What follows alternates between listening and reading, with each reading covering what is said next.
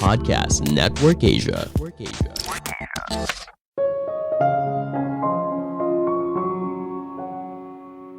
Ide radikal awalnya dianggap sebagai utopia, hingga akhirnya dunia siap menerimanya dan menjadi bagian dalam kehidupan sehari-hari.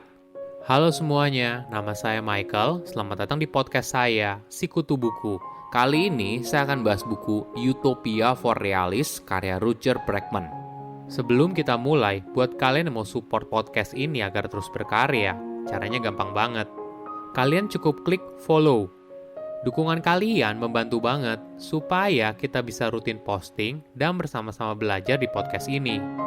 Buku ini membahas bagaimana cara kita bisa menciptakan sebuah dunia yang ideal. Dengan bahasa penulis, menciptakan utopia bagi kaum yang realistis. Kita hidup dalam budaya di mana kita didorong untuk menghabiskan uang sebanyak-banyaknya demi sesuatu yang tidak kita butuhkan untuk membuat orang yang tidak suka jadi terkesan. Lalu kita menangis dan menyesal. Ini adalah realita yang kita hadapi sekarang. Penulis menawarkan beberapa ide yang dianggap ambisius dan radikal. Namun semua ide besar awalnya juga dianggap sebagai utopia. Misalnya sebelum tahun 1865, tentunya tidak ada yang menyangka kalau perbudakan akan dihapus di Amerika Serikat. Selama ribuan tahun, perbudakan dianggap sebagai hal yang normal. Namun ketika zaman berubah, maka ide baru juga bisa diadopsi. Ide yang tidak realistis dan tidak masuk akal mungkin saja menjadi jawaban untuk menciptakan dunia yang ideal. Saya merangkumnya menjadi 3 hal penting dari buku ini. Pertama, uang gratis untuk semua orang. Salah satu ide populer di abad ke-21 adalah Universal Basic Income. Jadi, ini merupakan konsep di mana pemerintah memberikan secara cuma-cuma sejumlah uang kepada setiap penduduk sebagai pengganti penghasilan yang hilang atau sebagai tambahan penghasilan. Penerapan konsep ini merupakan antisipasi perkembangan teknologi yang memungkinkan penggunaan robot pengganti manusia sebagai tenaga kerja di berbagai bidang. Ide ini semakin populer apalagi sejak terjadi pandemi COVID-19. Mungkin ide ini terdengar gila, namun ketika kamu mulai diberikan fakta lebih lanjut, mungkin kamu akan merasa kalau hal ini mulai masuk akal. Pada tahun 2009, sebuah badan amal tunawisma di Inggris bereksperimen dengan memberikan 13 orang tunawisma uang gratis dengan logika kalau nominal itu jauh lebih murah daripada gabungan biaya yang ditimbulkan, misalnya biaya polisi, biaya pengadilan, dan layanan sosial. Masing-masing orang lalu mendapatkan sekitar 53 juta rupiah tanpa syarat, dan badan amal itu hanya bertanya, apa yang kamu butuhkan? Tentunya kisah ini membuat kita berpikir kalau ini merupakan tindakan yang tidak masuk akal dan malah tidak bermanfaat. Namun setelah setahun setengah, hasilnya justru menarik. 7 dari 13 tunawisma sudah punya tempat tinggal sendiri.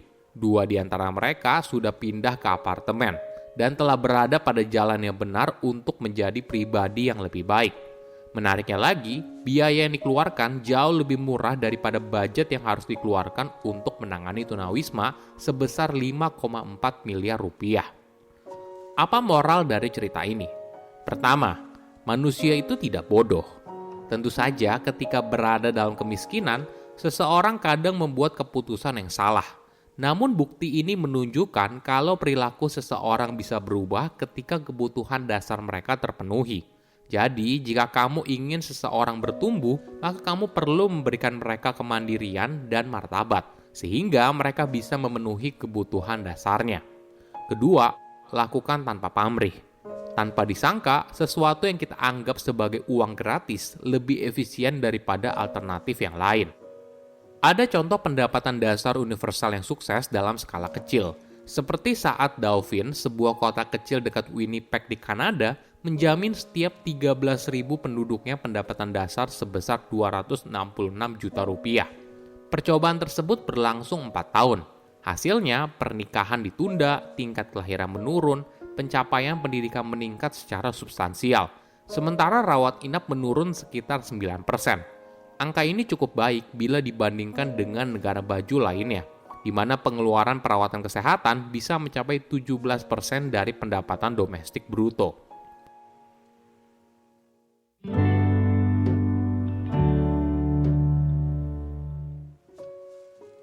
Kedua, bekerja lebih singkat. 15 jam bekerja. Salah satu pemikir kapitalis terkenal dunia bernama John Maynard Keynes punya pandangan kalau produktivitas akan meningkat apabila seseorang tidak bekerja lebih dari 15 jam seminggu. Artinya, seseorang hanya bekerja selama 3 jam seminggu selama 5 hari. Kenapa? Menurut John, pada tahun 2030, mesin akan menjadi semakin canggih, dan manusia pada masa itu bisa mendedikasikan waktunya untuk mencapai hidup yang bahagia dan menjadi pembelajar. Bapak pendiri Amerika Serikat Ben Franklin juga punya prediksi kalau di masa depan manusia hanya bekerja selama 4 jam per hari. Saya rasa tren ini akan terlihat nyata. Apalagi ditambah pandemi COVID-19, kita mulai melihat bekerja dari perspektif yang baru. Misalnya yang dulunya kita tidak pernah menyangka bisa bekerja dari rumah, kini bekerja dari rumah merupakan sebuah kenormalan yang baru. Bukan tidak mungkin di masa depan kita akan bekerja semakin sedikit tapi produktivitas justru meningkat. Misalnya begini, ketika analis di Amerika Serikat bertanya kepada orang-orang apakah mereka lebih suka mendapatkan kompensasi tambahan senilai 2 minggu gaji atau tambahan 2 minggu cuti. 2 kali lipat memilih untuk mendapatkan tambahan 2 minggu cuti. Terlebih lagi, bekerja dalam waktu yang lebih pendek juga memberikan banyak manfaat, seperti mengurangi potensi kecelakaan di tempat kerja, mengurangi rasa cemas, dan sebagainya. Menariknya, negara dengan jam kerja yang lebih pendek justru bisa meningkatkan kesetaraan gender. Loh, kok bisa? Ketika pria bekerja dalam waktu yang lebih pendek, maka mereka bisa ikut mengerjakan pekerjaan rumah yang biasanya hanya diserahkan kepada wanita.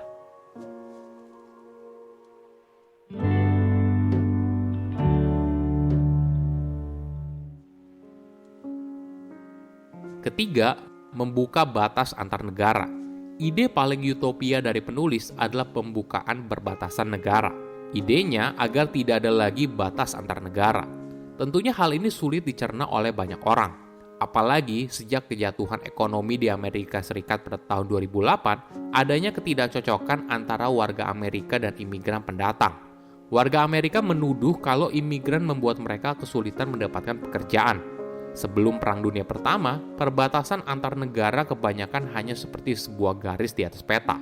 Paspor masih jarang ditemui dan negara yang mengeluarkannya justru dianggap tidak beradab. Namun di era sekarang, batas antar negara menjadi sesuatu yang wajar. Penulis berargumen, cara terbaik untuk membantu warga kurang mampu dari negara yang kurang berkembang adalah dengan memberikan mereka akses ke negara yang berkembang. Dia berpendapat cara ini bisa menaikkan taraf hidup warga tersebut, serta membuat mereka dan kita jadi lebih kaya. Kenapa? Cara ini dianggap lebih efektif dibandingkan bantuan internasional yang seringkali diberikan oleh negara berkembang. Miliaran dolar yang diberikan belum tentu bermanfaat bagi warga yang membutuhkan, malah justru punya potensi besar untuk dikorupsi dan menguntungkan segelintir pihak. Tentunya, sebuah ide di mana kita memberikan akses sebesar-besarnya kepada para imigran untuk datang dan tinggal di sebuah negara memang sulit diterima untuk saat ini. Oke, apa kesimpulannya? Pertama, memberikan uang gratis kepada semua orang. Jadi, ini merupakan konsep di mana pemerintah memberikan secara cuma-cuma sejumlah uang kepada setiap penduduk sebagai pengganti penghasilan yang hilang atau sebagai tambahan penghasilan. Ketika kebutuhan dasar seseorang terpenuhi, maka perilakunya juga berubah. Kedua, bekerja lebih singkat. Di masa depan, waktu kerja kita akan semakin pendek. Dari yang sekarang 8 jam sehari bisa menjadi 3 jam sehari. Bekerja dalam waktu yang lebih pendek juga memberikan banyak manfaat, seperti mengurangi potensi kecelakaan di tempat kerja, mengurangi rasa cemas, dan sebagainya. Ketiga, membuka batas antar negara. Ide ini memang sulit diterima, namun penulis berargumen cara ini dianggap lebih efektif ketimbang bantuan internasional yang seringkali diberikan oleh negara berkembang. Miliaran dolar yang diberikan belum tentu bermanfaat bagi warga yang membutuhkan, malah justru punya potensi besar untuk dikorupsi dan menguntungkan segelintir pihak. Saya undur diri, jangan lupa follow podcast Sikutu Buku. Bye-bye.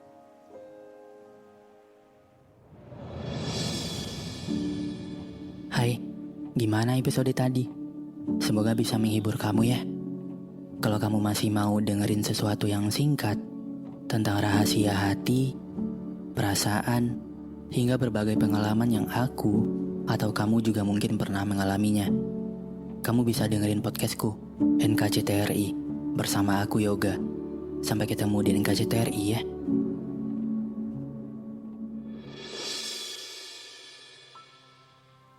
Pandangan dan opini yang disampaikan oleh kreator podcast, host, dan tamu tidak mencerminkan kebijakan resmi dan bagian dari podcast Network Asia.